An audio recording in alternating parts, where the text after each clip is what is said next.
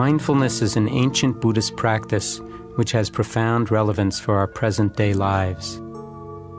This relevance has nothing to do with Buddhism per se or with becoming a Buddhist, but it has everything to do with waking up and living in harmony with oneself and with the world. It has to do with examining who we are, with questioning our view of the world and our place in it, and with cultivating some appreciation for the fullness of each moment we are alive. Most of all, it has to do with being in touch. From the Buddhist perspective, our ordinary waking state of consciousness is seen as being severely limited and limiting, resembling in many respects an extended dream rather than wakefulness.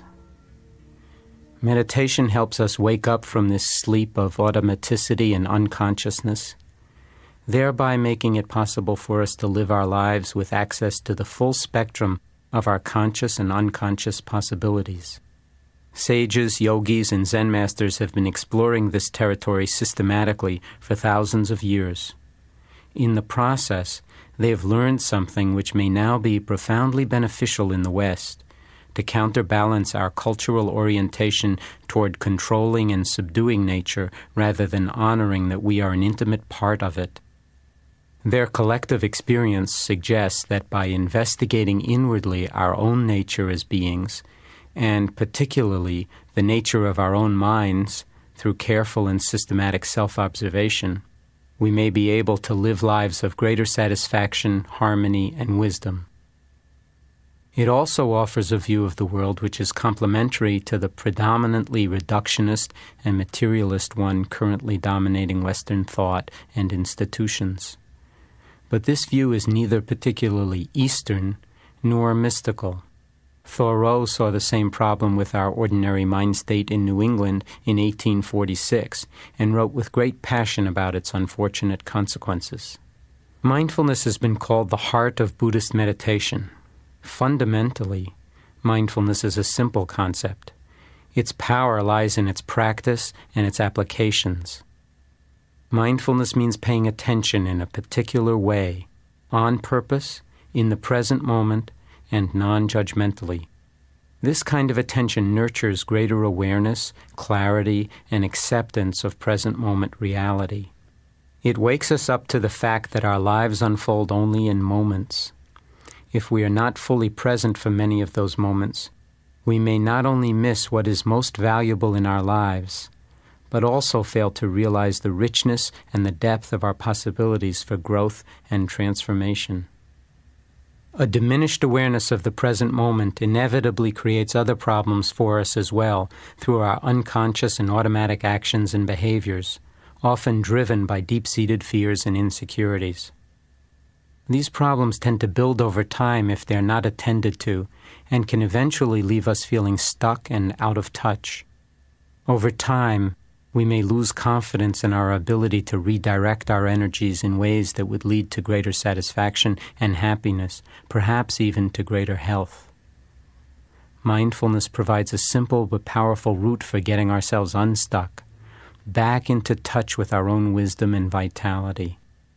It's a way to take charge of the direction and quality of our own lives, including our relationships within the family, our relationship to work and to the larger world and planet, and most fundamentally, our relationship with ourself as a person. The key to this path, which lies at the root of Buddhism, Taoism, and yoga, and which we also find in the works of people like Emerson, Thoreau, and Whitman, and in Native American wisdom, is an appreciation for the present moment and the cultivation of an intimate relationship with it through a continual attending to it with care and discernment. It is the direct opposite of taking life for granted. The habit of ignoring our present moments in favor of others yet to come leads directly to a pervasive lack of awareness of the web of life in which we are embedded. This includes a lack of awareness and understanding of our own mind and how it influences our perceptions and our actions. It severely limits our perspective on what it means to be a person and how we are connected to each other and to the world around us. Religion has traditionally been the domain of such fundamental inquiries within a spiritual framework, but mindfulness has little to do with religion, except in the most fundamental meaning of the word, as an attempt to appreciate the deep mystery of being alive, and to acknowledge being vitally connected to all that exists. When we commit ourselves to paying attention in an open way, without falling prey to our own likes and dislikes, opinions and prejudices, projections and expectations, new possibilities open up, and we have a chance to free ourselves from the straitjacket of unconsciousness. I like to think of mindfulness simply as the art of conscious living. You don't have to be a Buddhist or a yogi to practice it.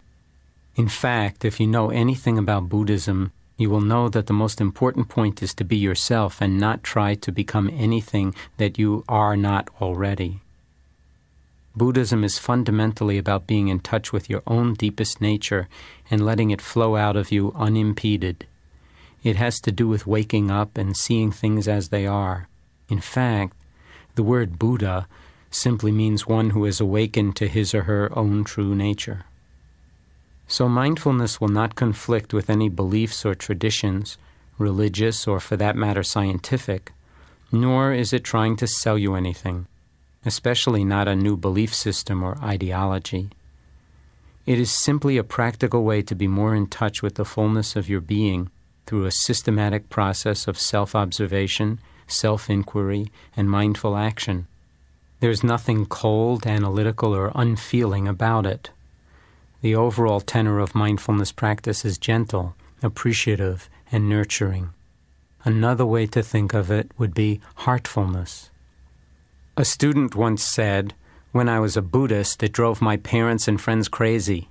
But when I'm a Buddha, nobody's upset at all."